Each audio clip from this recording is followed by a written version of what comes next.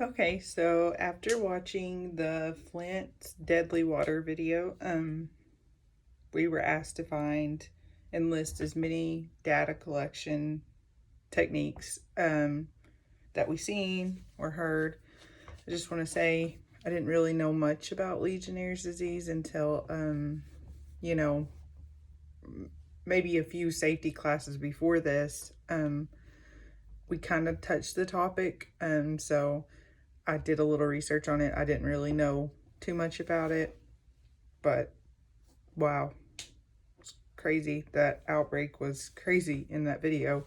I just couldn't imagine um, the numbers of people infected by it.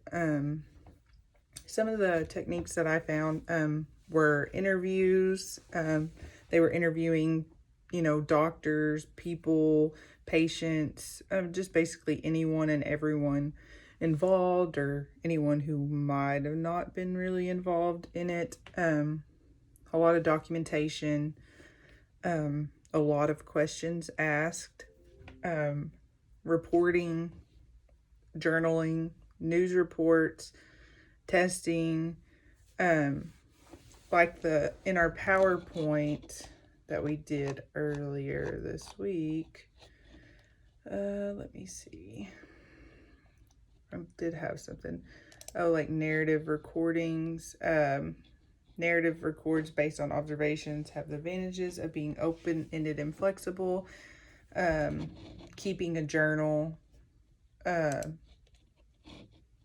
a descriptive narrative. I mean, just everything and going into detail to investigate and find out what was the cause of this major outbreak or major epidemic that caused Legionnaire's disease to happen to this many patients.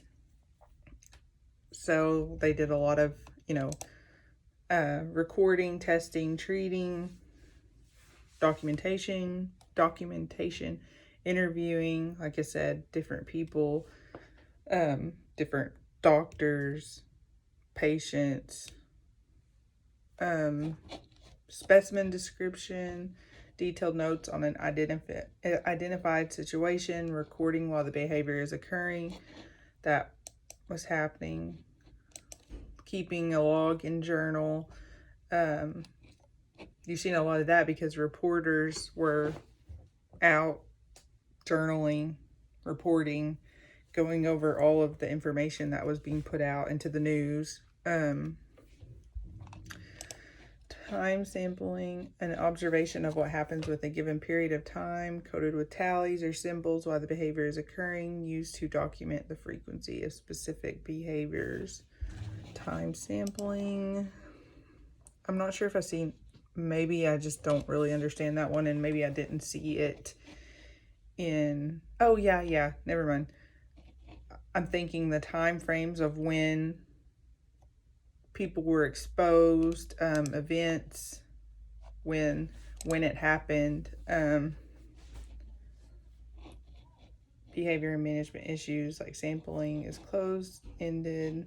Yeah, okay, but basically just a lot of reporting, observing people's behavior around that were, like, for instance, the guy who was in charge of the health department.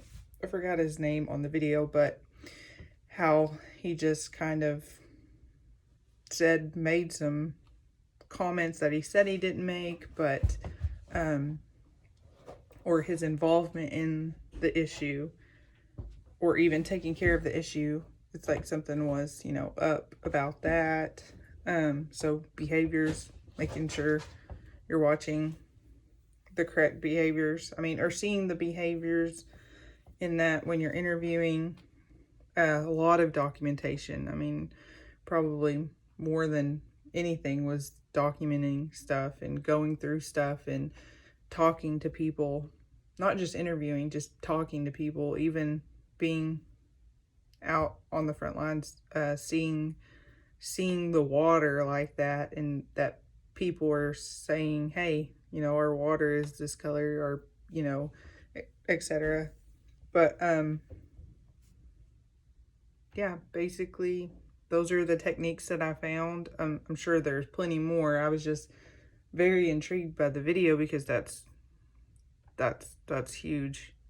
I actually I've heard of Flint, Michigan, and I've heard of some of the stuff, you know, involved with the water, but I've never heard of the Legionnaire outbreak. I don't watch the news much, but maybe that's why. But yes, those are the techniques that I found that were used, that we had discussed. And that's all I can think of. Thank you.